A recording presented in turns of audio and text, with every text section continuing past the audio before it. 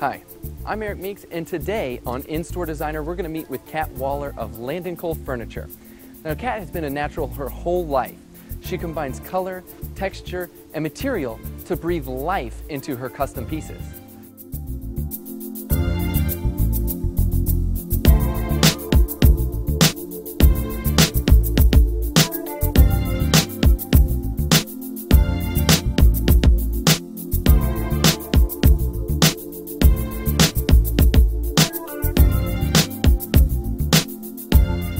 All right, here we are standing outside of LANDON Furniture. Let's go inside and find out what's in store.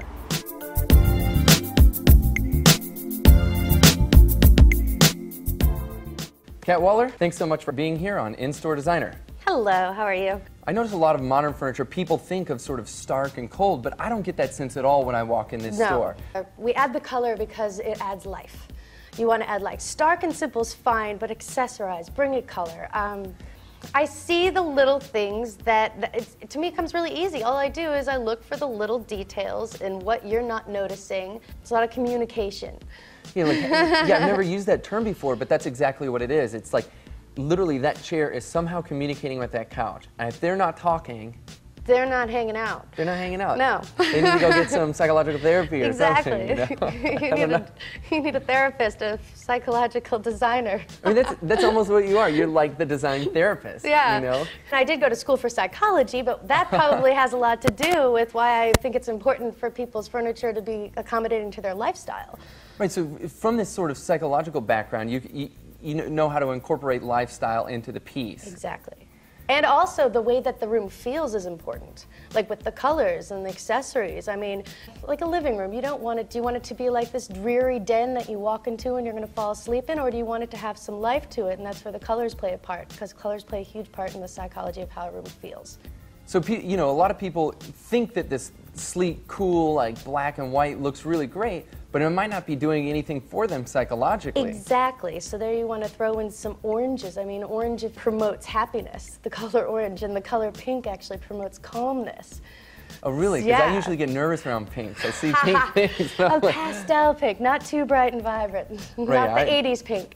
No 80s pink for me, I'll tell you that. Since you started designing, what is the most technical challenge that you found when designing one specific piece of furniture? Here's an example of something that I actually successfully pulled off that was nearly impossible to do.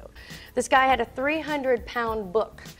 300-pound huge book, and it's filled with this beautiful artwork inside.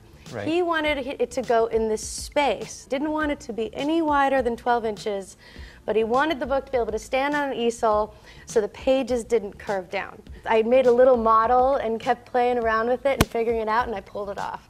It was amazing, but if I was half an inch off, the whole thing would have plummeted. So when he got it, was he satisfied? Oh, loved it, happy as could be. And I was like, whew. Right. I did it. So what's your favorite material that you use when you design? The brushed steel is always something that I like to add to give it that little extra something something. It gives that air of sophistication almost. Just from that little touch. It's just, I use it a lot for touches. When I first came in here, I noticed this bed right away. It's very striking and stunning. Well, I did this on purpose so it wasn't, like, the platform beds were starting to get a little boring to me, truthfully. Everything that I've seen, everybody made ones that looked the same, and they used it all flat and clean, and I understand that. They want the clean look, but it didn't have to be clean and boring.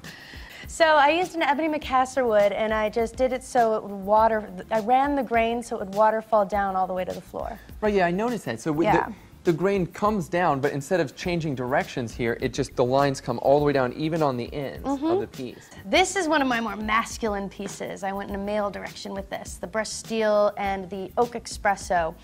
I just wanted to bring in some industrial.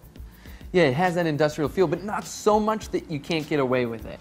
But it has it so it could fit into that theme.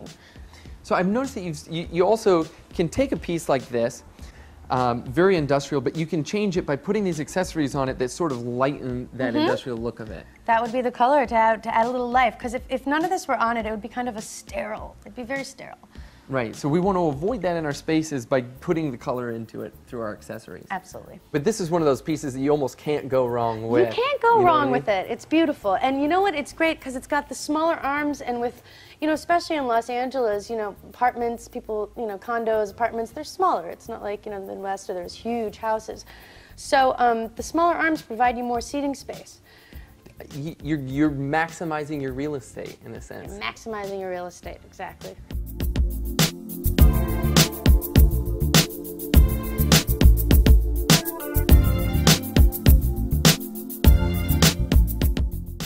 Kat Waller, thanks so much for being here on In-Store Designer. It was really a great pleasure to see all the life and the color that you bring to your designs, and I really appreciate you showing me around.